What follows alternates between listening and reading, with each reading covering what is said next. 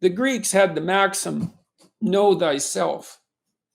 How do we come to know ourselves in terms of our personalities and, more importantly, potential? Well, one of the first ways to come to know yourself is to understand that you don't.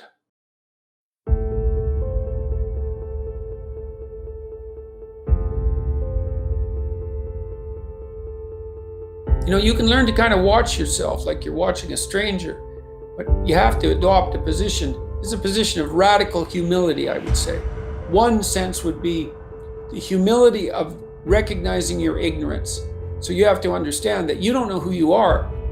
That's not easy to understand because you think you know, but then you remember you can't control yourself very well. You're not very disciplined. You're full of flaws. Maybe you don't know yourself as well as you think. But it's hard to get low enough to understand how deeply it is the case that you are ignorant about who you are. Now, there's an upside to that too, which also is that you're also ignorant about who you could be.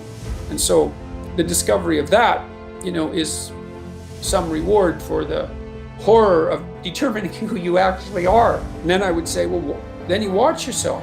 You watch yourself like you're watching a stranger. You watch what you say and you listen. You think, well, what sort of person would say that? And how am I reacting emotionally when I'm communicating in that manner? Is that making me feel stronger or weaker? Is it filling me with shame? Is it helping my confidence? Am I laying out a lie? Am I deceiving myself and other people? Am I adopting this personality at parties that is designed to impress and to amuse, and it comes across as nothing but self-centered narcissism? What are my dark fantasies? What are my aggressive fantasies? What is it that I'm willing to do? What am I interested in so that I'll spontaneously pursue it? What do I procrastinate about and why? What am I unwilling to do? What do I think is good? What do I congratulate myself for accomplishing? And what do I berate myself for failing to confront and to implement? Those are all incredibly complicated questions, and you don't know the answers to them. So that's a start. And then in terms of potential, well, you'll discover a little bit more about your potential as you discover who you are, especially the darker parts of yourself, because then you discover your potential for mayhem. There's some real utility in that. It's actually something that strengthens you, because the first thing that a realization like that can in fact produce is the ambition to incorporate that danger into a higher order personality, that dangerousness into a higher order personality, and that can make you implacable. That can make you someone who can say no when you need to say no. That can make you someone who won't avoid necessary conflict. And so that's unbelievably useful. And so that's one of the potentials that you might discover. The other thing you do to discover your potential is you challenge yourself. It's like rule 4 in my book, 12 Rules for Life, is compare yourself to who you were yesterday and not to who someone else is today. And that's kind of a good way to start this. It's like, take a bit of a look at yourself and think about what's not so good, that you could improve, that you should improve by your own standards, and that you would improve, and set yourself a little goal. Maybe you're not studying at all and you're at university, or maybe you're at work and you've got this stack of paper there, and you haven't looked at that damn stack for like a month, and you know that you should be, and you're bothering yourself at night because you're avoiding that. Think, I've avoided that stack of paper completely for 1 month. I'm quite a coward when it comes to whatever snakes might be hidden in that stack of paper. How about tomorrow I just put that stack of paper in front of me on my desk and I glance through it for 15 seconds. See if I can do that. Well, you set yourself a goal of improvement. It's a humble goal, because really, are you such a coward that the best that you can bloody well manage after a month of avoidance is 15 seconds of exposure to a stack of paper? It could easily be. You've been avoiding it. You're obviously afraid of it. And so the situation could be that dismal and dire. And you might think, well, geez, it's no balm to my ego. It's not fostering the strength of my ego to recognize in myself someone who could only withstand 15 seconds of exposure to that thing I'm afraid of. And so that's a form of humility too. It's like there's things you could do to improve, and you know what they are. And there's small steps that you could take, that you might take, that would put you in that direction. And then the question is, are you big enough to take those small steps?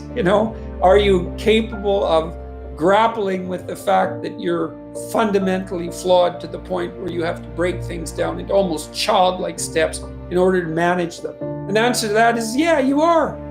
And that's the lot of, I don't know if it's the lot of everyone. Most people have things they avoid, and they're afraid of. So I would say to some degree, it's the lot of everyone. People vary in the degree to which they've conquered that. And you do meet people from time to time who are extraordinarily disciplined. But most of the time they've got disciplined in exactly this manner. It's through slow incremental improvement. And then you challenge yourself. It's like, well, could I do this? That would be better. And you find out, and then you think, well, is there something slightly larger and more challenging that I could do that would be better? And you try it and you find out. And as you try it and you find out, generally you get better at it and you can take on larger and larger challenges. You take responsibility for yourself. That's part of standing up straight with your shoulders back. It's like, take on the world, man, but only at the level that you can manage. When you're ignorant and biased and deeply flawed and immature, it's where everyone starts.